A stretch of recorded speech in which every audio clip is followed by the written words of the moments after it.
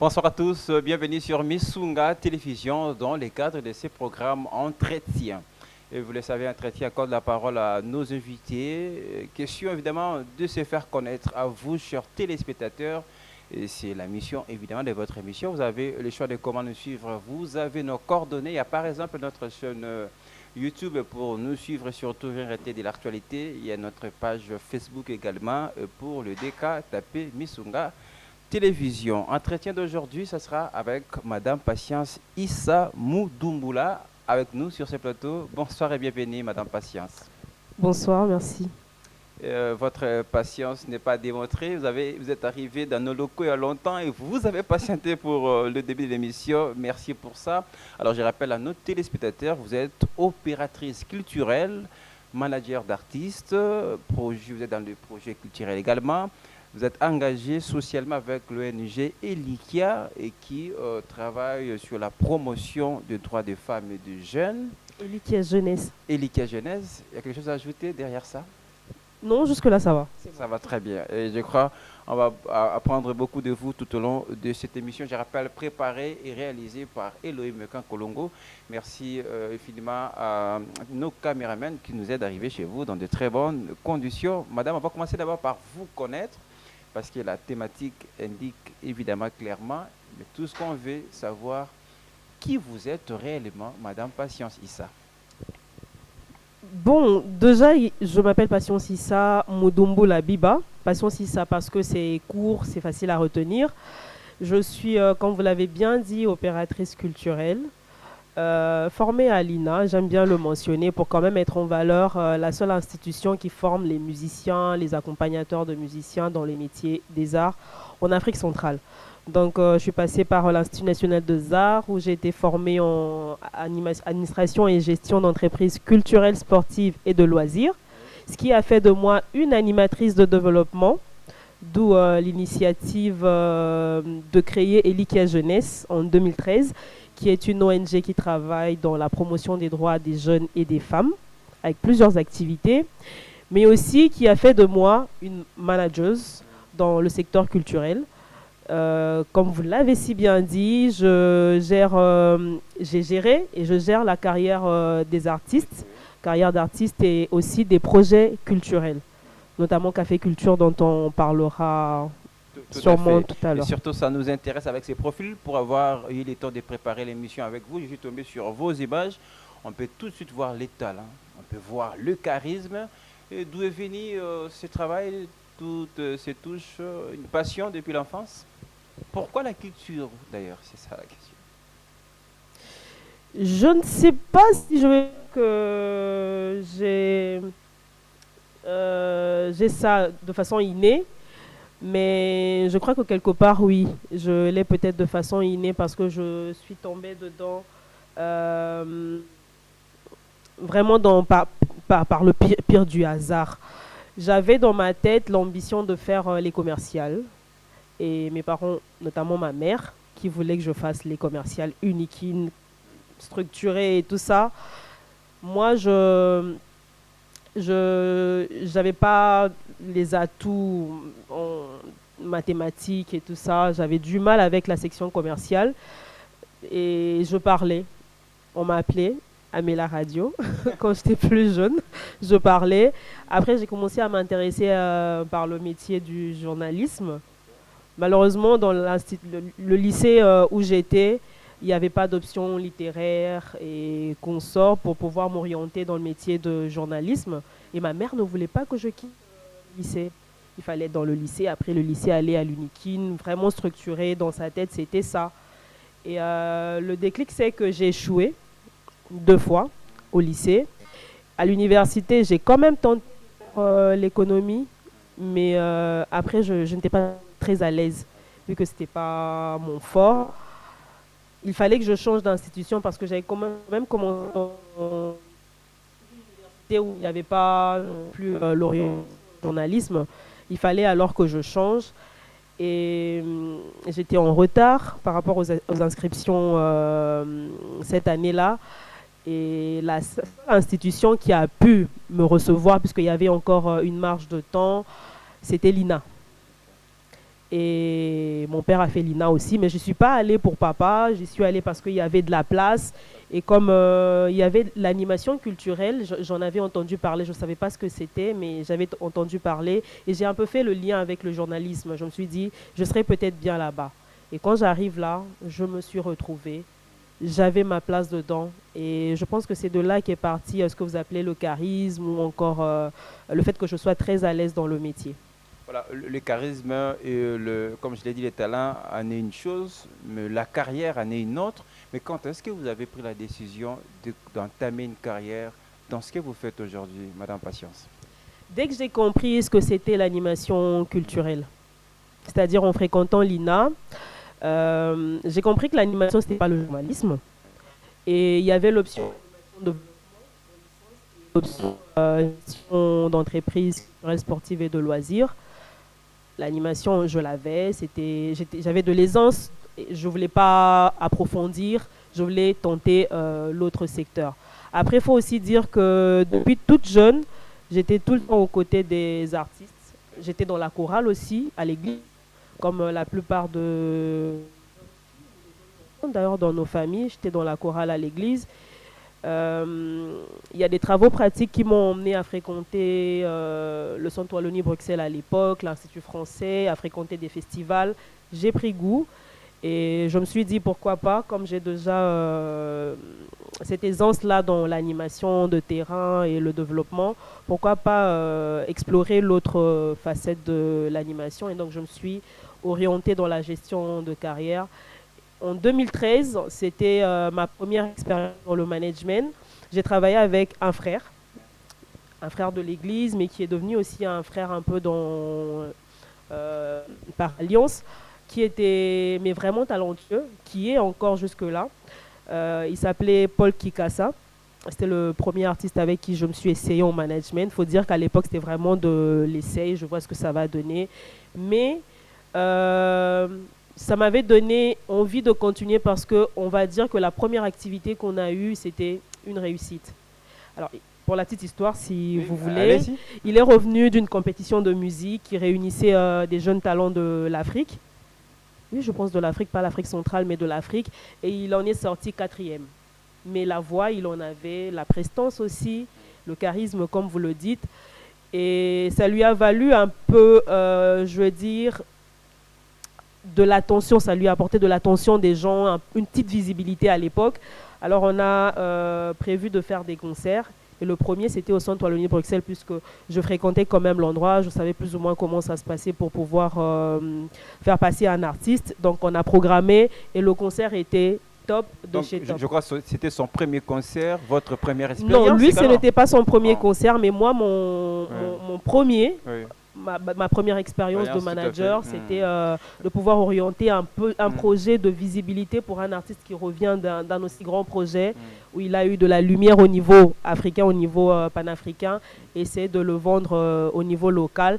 Mais ça avait très bien marché puisque même après le concert qui était super, il y a eu beaucoup de contacts par après. J'ai pris goût et je me suis dit pourquoi pas. Et entre cette première expérience et la deuxième, il y a quand même eu beaucoup de temps parce qu'il y a à boire et à manger dans le métier. Voilà.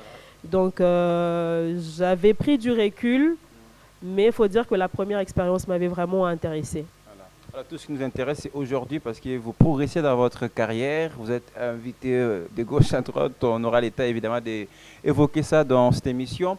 La première expérience, vous l'avez dit, en 2013, ça s'est bien passé. Là, ça vous donne un peu des épaules pour continuer. Mais c'est vrai que les managements, l'opératrice culturelle que vous êtes, ces concepts est déjà révolu, on va le dire. Mais dans les managements, c'est quelque chose quand même qu'il faut encore enseigner aux gens. Mais je voulais quand même qu'on reste un petit peu sur l'animation culturelle. Vous êtes passé par l'INA, vous avez la formation. Je l'ai dit au début pour ne pas me répéter, il y a le charisme et vous le faites bien. Mais quelle appréciation avez-vous par rapport à l'animation culturelle aujourd'hui? On a l'impression que c'est tout le monde qui fait l'animation culturelle, c'est tout le monde qui peut animer. Et ça va un petit peu en confusion avec ce qu'on appelle le maître des cérémonies, c'est tout le monde qui peut modérer, tenir des fêtes et des conférences. C'est quoi votre conception? Est-ce que là, on part pas à la rencontre évidemment des normes en parlant d'animation culturelle aujourd'hui? Bon, les normes, ça s'acquiert avec la formation. Mais après, il y a des gens qui ont des talents innés. On ne peut pas interdire à quelqu'un qui a le verbe, qui a de l'éloquence, de pouvoir tenir le micro et animer une fête. Par contre, s'il va à l'université pour approfondir et valoriser le talent inné qu'elle a plutôt, justement, ça apporte une nouvelle touche et ça va le positionner différemment, comme on vient justement de le dire lors d'une conférence où on a parlé de personal branding. Ça le différencie de ceux qui sont encore dans l'amateurisme, au-delà de l'éloquence, la prestance que la personne peut avoir.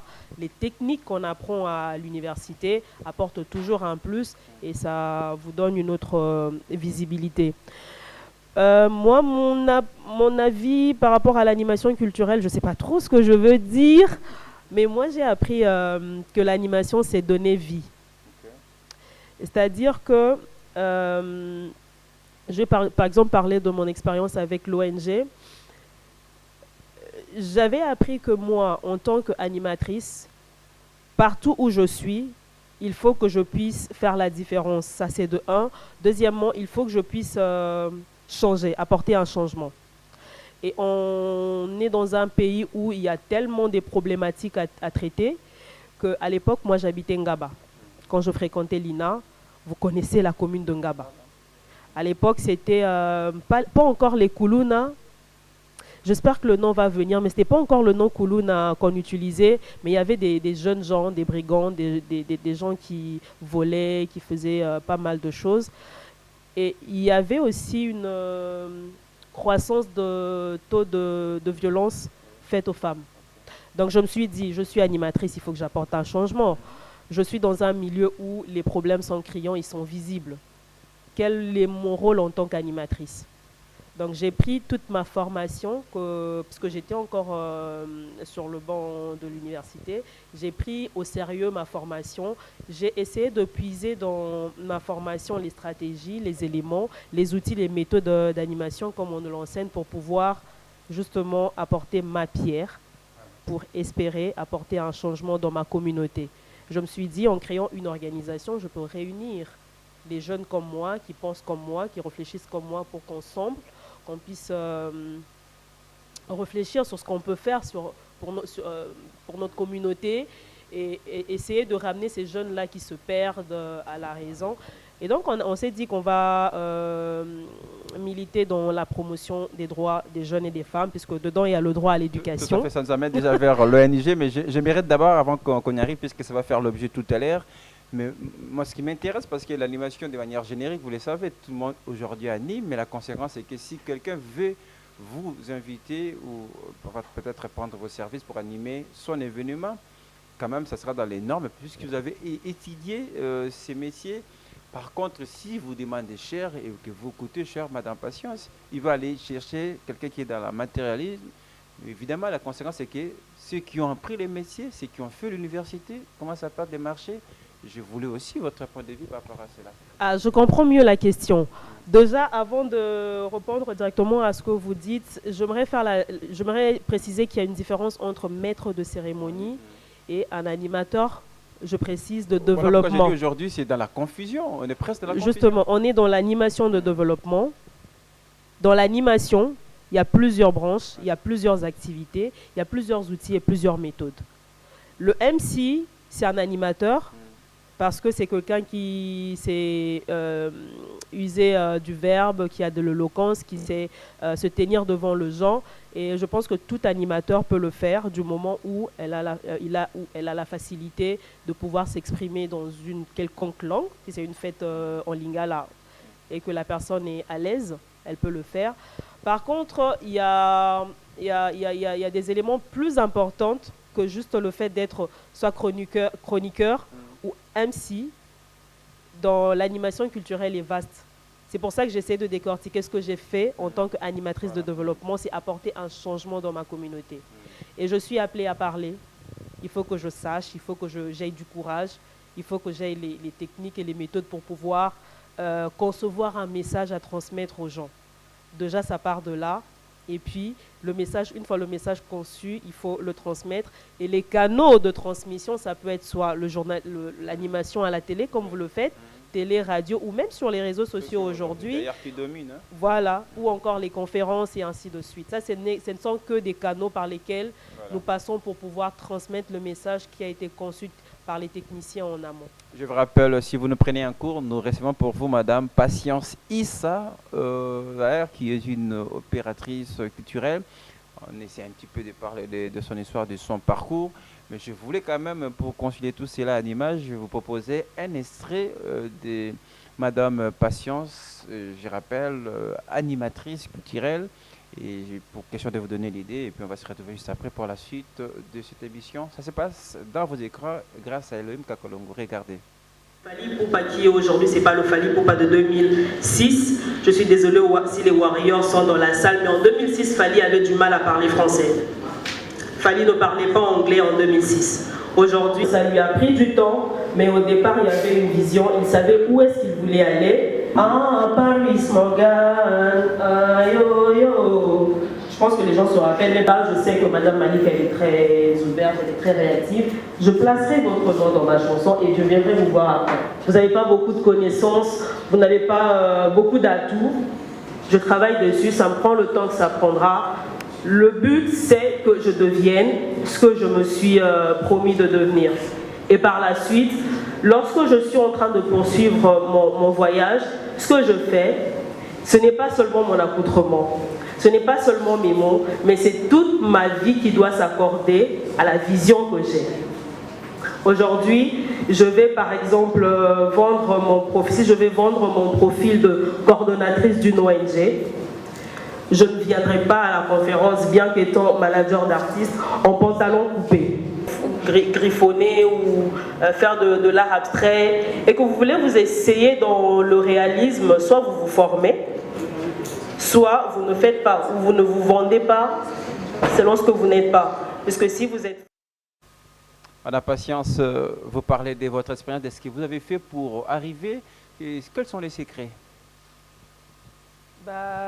Je mentionnerai la passion, parce que dans les deux cas, en tant qu'animatrice de développement avec l'ONG, que dans la gestion de carrière et de projets et des artistes, il faut aimer ce que l'on fait.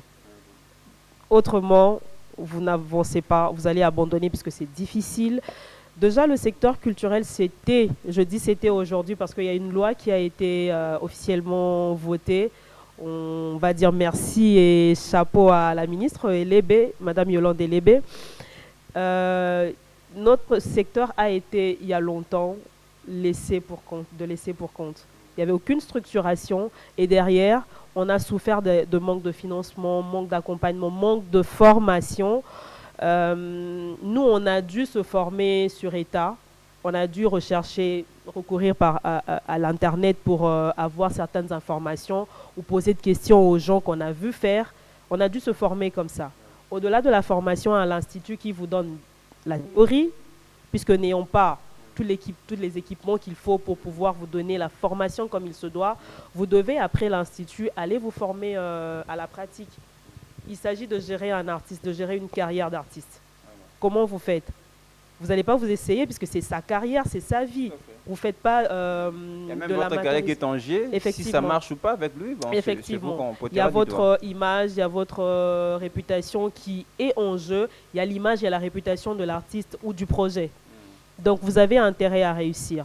Donc, il y a toutes ces difficultés-là qui, lorsque vous n'êtes pas passionné, vous n'êtes pas déterminé, vous n'avancez pas. Moi, le premier secret pour moi, c'est vraiment la passion parce que j'aime énormément ce que je fais. Il y a mon petit papa à qui, je ne sais pas si je peux faire les libanga, je dis bonjour, l'excellent Gérard Bissamou qui m'a dit, il faut travailler pour ce que tu aimes, mais il faut que ça te rapporte de l'argent, sinon tu ne vis pas. Mais malgré ça, moi, je n'ai pas arrêté. Tout le temps, je l'ai dérangé pour me trouver un peu de moyens, pour faire tel projet. Après, à la fin, il ne comprenait pas pourquoi tu es dans ça alors que ça ne te paye pas. Juste pour dire que si vous n'êtes pas passionné, si vous n'aimez pas ce que vous faites, vous allez abandonner. Et tout à l'heure, je venais de le dire, ça peut prendre le temps que ça peut prendre. Le plus important, c'est ce que vous aimez dans votre voyage. Parce que votre voyage vers où vous allez vers votre objectif, ce que vous voulez devenir, ce que vous ambitionnez. Et dans le parcours, il faudrait vous armer de patience, de passion, vous former, vous outiller et y aller pas à pas jusqu'à ce que vous y arrivez. Des questions directes avant de parler de votre ONG. Vous chantez toujours?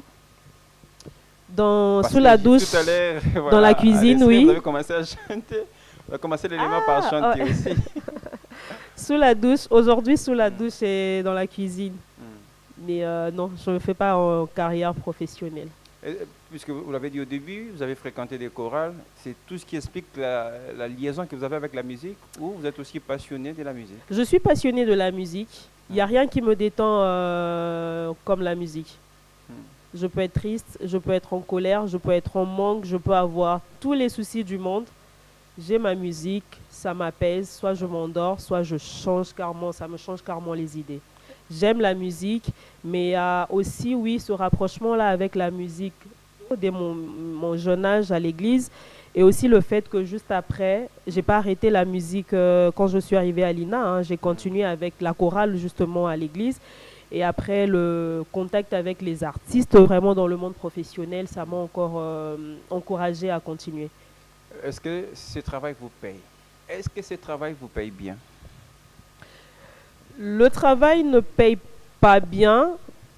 Je venais de le dire compte tenu de l'organisation du secteur dans notre pays. Il faut dire que l'industrie, particulièrement musicale en RDC, n'était pas structurée. Là, on espère avec les différentes structures, entreprises et projets qui se font de façon sérieuse, qu'il y aura un avenir. Mais pour le moment, pour certains, ça paye, oui. Il y a eu la stratégie, il y a les moyens qu'ils ont mis en place et le temps qu'ils ont accordé. Mais moi, j'ai dû travailler, faire autre chose et pouvoir financer. J'ai dû travailler pour financer mes activités dans le secteur de la musique. Donc aujourd'hui, ça ne me paye pas encore. Mais ça ne me paye pas encore en parlant de finances et en parlant peut-être des biens, mais ça me paye en termes de réputation. Je pense que c'est même la raison pour laquelle vous m'invitez sur le plateau. Absolument. Ça, c'est aussi important et on ne sait pas ce que ça apporte demain. On a l'impression que c'est le bon travail qui précède l'argent. L'argent finira par arriver. Effectivement. Tout à fait. Alors, si vous nous prenez en cours, je rappelle, Madame Patience répond à nos questions. Vous pouvez continuer à nous regarder, surtout à vous faire abonner sur notre chaîne YouTube Missunga Télévision. Vous avez observé tout ce qui s'est passé à l'époque. Vous fréquentez, vous habitez Ngaba. Ça vous conduit à la création de l'ONG Elikia de jeunesse, justement, et qui vise, je l'ai dit au début de cette émission en vous présentant, qui vise la promotion des droits des femmes et des jeunes. Comment ça évolue? L'initiative, d'ailleurs, on va le dire, c'est après ce que vous avez observé autour de vous. Est-ce que ça marche bien? Est-ce qu'à travers votre ONG, on peut dire aujourd'hui, ça a aidé à rééduquer ces jeunes? Oui, je peux le dire parce que nous avons eu, chaque fois qu'on a eu une activité, on a eu des adhésions. Et les membres aujourd'hui qui sont devenus des très grandes personnes, puisque moi j'ai commencé, j'étais très jeune, et les membres à l'époque c'était aussi des très jeunes. Et malgré ce qu'ils sont devenus après, il y a toujours cette appartenance. Je ferai une discrétion. Monsieur Redin Saelo fut membre de Elikia Jeunesse. Aujourd'hui, il n'est pas actif, complètement actif, puisqu'il y a sa vie professionnelle, mais c'est quelqu'un qui contribue toujours d'une manière ou d'une autre à animer le groupe. Donc une façon de vous dire que oui, ça a réellement apporté le changement, bien que je vais quand même faire une nuance parce qu'on aime parler de changement en termes de nombre. Moi, en lançant Elikia Jeunesse, ma vision c'est la qualité, c'est les valeurs intrinsèques, c'est le changement. Ce n'est pas d'abord le nombre. Et je me suis dit que si j'arrive à changer une personne, cette personne-là pourra changer une autre personne. Moi, j'aurais changé 2 personnes parce qu'à travers la personne que j'ai changée, une deuxième a été changée. Et on est allé plus sur cette méthode-là, au lieu et place de mettre en avant le nombre, les grandes activités dans des grandes et belles salles, la visibilité dans les médias. On a plus mis l'accent sur la personne. On a plusieurs activités, notamment les espaces COSA, qui est un cadre où les jeunes se rencontrent pour se parler entre eux, particulièrement sur les questions liées à la santé de la reproduction. Ça, c'est un projet qui dure depuis très longtemps et que j'aime bien parce que les jeunes et les adultes, parfois, c'est difficile de se dire certaines choses quand on parle de sexualité. Mais entre nous, on se raconte des choses. entre nous, c'est facile de discuter. Donc, on a eu l'idée de mettre en place cet espace-là où on se rencontre, on se parle entre jeunes sur la santé de la reproduction. Il y a des informations telles que ouais, les pilules sont nocives, ouais, il y a telle méthode contraceptive qui n'est pas bon. Nous, on se retrouve lors d'un espace COSA et on appelle un expert, quelqu'un qui peut mieux informer les jeunes. Entre nous, on se dit ce qu'on connaît et l'expert vient justement recadrer l'information dans le cas où on n'avait pas la bonne orientation de l'information. Ça, c'est l'exemple d'une activité qui peut avoir un réel impact dans la vie de la personne. Et les espaces COSA, je vais le mentionner, c'est un cadre qui se veut être permanent, mais qui s'organise sur le besoin qu'expriment les groupes des jeunes dans les associations, les églises, dans les quartiers. Et lorsqu'on organise les espaces COSA, c'est toujours un nombre de 25 maximum. Justement pour vous dire qu'on ne met pas l'accent sur le nombre. Entre 25 personnes, on peut faire 5 focus group où on se parle réellement. Où on peut parler à 25, mais on va s'écouter, on va se comprendre. Mais quand c'est un forum, on invite un panéliste qui vient vous parler de la contraception. C'est 200 personnes, c'est 100 personnes. Après, à la fin, c'est des questions et puis c'est parti. Mais quand on est dans un groupe où il y a de la proximité, on peut garder contact, on peut poser des vraies questions et puis on a le temps de le faire. Et surtout, derrière ça, il y a les suivis. Puisqu'on est pris par les temps, il nous reste 5 minutes, mais je voulais quand même nous proposer à notre téléspectateur un deuxième propos de notre invitée, Madame Patience Issa. Dans ces prestations, on va se retrouver juste après pour terminer complètement cette émission. Regardez. Qui entoure la condition de la femme dans ce métier. Marie aura beaucoup à nous dire, forcément. Quel est le topo que tu fais des défis que rencontrent les femmes dans le milieu? Au début, je ne me suis pas rendu compte que c'était un problème d'être une femme parce que j'ai grandi dans un village, à la campagne. J'étais pas l'enfant la plus âgée, il y avait des garçons, mais c'était quand même moi le chef des enfants. Et après, j'ai fait de la musique, j'ai trouvé un groupe et je voulais à toute force travailler avec des femmes, mais je ne trouvais pas le niveau. J'ai travaillé avec des hommes comme toi, j'ai beaucoup bossé pour être artiste. Quand vous dites qu'il a fallu 5 ans pour Grâce, et peut-être des données statistiques pour Marie, je connais le nombre d'années pour Pamela, mais je ne dis pas comme elle n'a pas dit. Ça a mis longtemps avant de décoller? Oui, 7 ans. 7 ans. Oui.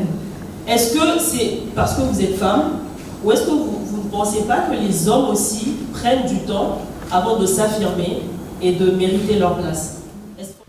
Patience Issa, notre invité, puisqu'on va terminer, il nous reste pas plus de 3 minutes, je ne sais pas comment on va faire.